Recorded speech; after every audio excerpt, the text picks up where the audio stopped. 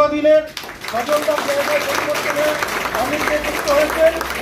প্রথমে আমাদের মাননীয় মুখ্যমন্ত্রী, আমাদের দলের সুপ্রিমো মমতা বন্দ্যোপাধ্যায় এবং বাংলার যুবরাজ অভিষেক বন্দ্যোপাধ্যায়কে নতমস্তকে আমি প্রণাম জানাই। কারণ আমাকে যে পুনরায় আবার এই পদে নিয়ে এসছে তার জন্য অশেষ ধন্যবাদ। এবং এই যে এত ভিড়, এত লোকজন গোটা কালিয়াগঞ্জে যারা তৃণমূল কংগ্রেস কর্মী আছেন, প্লাস আমাদের যারা পদাধিকার আছেন, প্লাস নেতৃত্ববৃন্দ যারা আছেন, সবাই এসে পৌঁছেছেন। আমাদের প্রথম লক্ষ্য হবে 2026 আমরা মাননীয় নেত্রী মমতা বন্দ্যোপাধ্যায়কে আমরা 2026-এ যেন আমাদের বিধানসভার যে প্রার্থী হবেন তাকে যেন বিপুল ভোট দিয়ে জয়যুক্ত করতে পারি। এটাই আমাদের বা আমার চেষ্টা হবে। এবং আমি সমস্ত কর্মীদের উদ্দেশ্যে বলছি, এখানে দাদা বলে কোনো হবে না, আজকে অমুক দা কালকে তমুক কোনো দাদা বলে পরিচয় হবে না। একটাই পরিচয় হবে যে আমরা তৃণমূল কংগ্রেসের সৈনিক, আমরা মমতা বন্দ্যোপাধ্যায়ের সৈনিক, এই বলে আমাদের পরিচিত হবে। আমাদের নিজ নামে কোনোদিনও আমরা কেউ পরিচিত হতে চাইব না।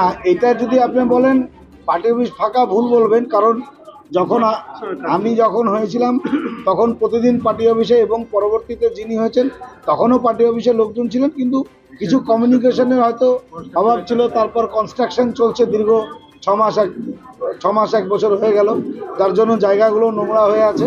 তবে আশা করি আজকে যেরকম দেখছেন আগামী দিনেও কনস্ট্রাকশনের কাজ প্রায় শেষের দিকে। আমরা পার্টি অফিসে কালিয়াগঞ্জ তৃণমূল কংগ্রেস পার্টি অফিস যেভাবে ভরে থাকা উচিত, কর্মীদের আগমন হওয়া উচিত, ছাত্র, যুব, মাদার, মহিলা সকলকে নিয়ে আমরা একসাথে চলব। আমাকে উনি কংগ্রেচুলেশন জানিয়েছে, যেরকম উনিও হয়েছিলেন তখন আমি ওনাকে ফুলের তোড়া দিয়ে কংগ্রেচুলেশন জানিয়েছিলাম। ওনাকেও আমাকে জানিয়েছে। উনি একটু ব্যক্তিগত কাজে বাইরে গেছে, বলছে বন্ধু, কারণ ও আমার বন্ধু, আমিও ওর বন্ধু, কারণ একই ক্লাসমেট। আগামী দিনে একসাথে পাশাপাশি দেখবেন এবং একই সূত্রে আমরা চলব। চ্যালেঞ্জ তো আছেই। আমি একটা কথাকে বিশ্বাস করি যে সবাইকে নিয়ে চলতে হবে, এক কাঁধে একসাথে চললে। শুনুন, আমরা যখন পৌরসভা ভোট করতে গেছিলাম অনেকেই অনেক কথা বলেছিল যে না এখানে হবে না, এটা অন্য মাটি, এই মাটি। তো আমি প্রমাণ করে দিয়েছিলাম যে না, এটা তৃণমূল কংগ্রেসের মাটি, এখানে তৃণমূল কংগ্রেস জয় লাভ করবে। সেইভাবে আপনারা দেখছেন আমাদের চেয়ারম্যান পাশে বসে আছে, উনি আমাদের মিউনিসিপ্যালিটির চেয়ারম্যান। ভাইস চেয়ারম্যানকে ফোন করেছিলাম, ওনার একটা প্রোগ্রাম আছে বাড়িতে, যার জন্য আসতে পারিনি।